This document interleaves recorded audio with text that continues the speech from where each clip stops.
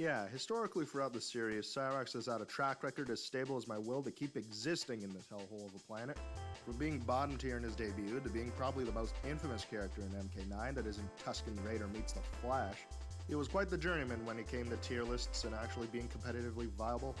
Yeah, you could do some stuff with him, even in his less than stellar appearances, but you'd have to work really damned hard to do it. And that could summarize his exact 2 appearances in the 3D era games. See, in MK Armageddon, some characters who aren't completely new to the series in 3D were either buffed with new strings, specials, or even completely new styles, while some were nerfed in, okay, almost the exact same fashion, but nonetheless.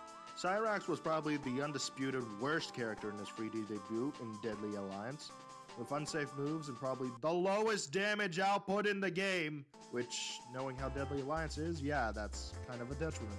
Probably the one thing you've got going for you is a few good throw opportunities and the bombs, but, you know, this is 3D. Akuma being in Tekken wasn't even a glimmer in Harada's ballsack in order to make 2D projectiles more valid in the vast eldritch void of the Polygon Team. And so comes Armageddon, where he's actually good. Not too powerful, because in Armageddon you'd have to be as broken as Elon Musk's Twitter to be considered top tier, but he's still actually pretty solid. He disowned the Russian-Soviet style to embrace becoming a Hokage by adopting ninjutsu full-time, which actually gave him a few good strings. One of his most notable is his jab string, the 1-1.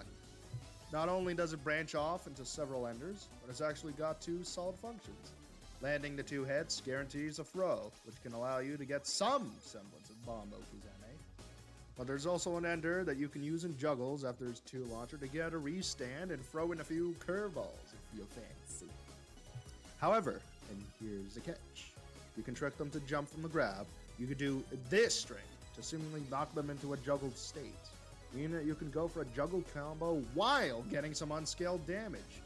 Now folks, this is where the power lies. This is the game plan you want to go in with.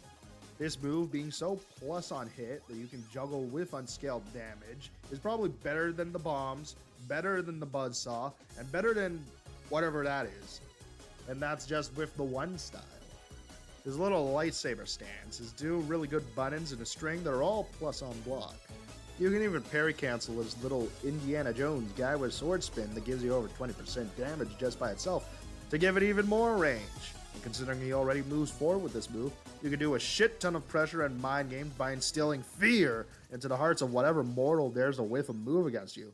Well, unless they know how to parry. Overall, Armageddon Cyrax is definitely leagues ahead of his DA dumpster fire. He's a solid character, but not really too broken.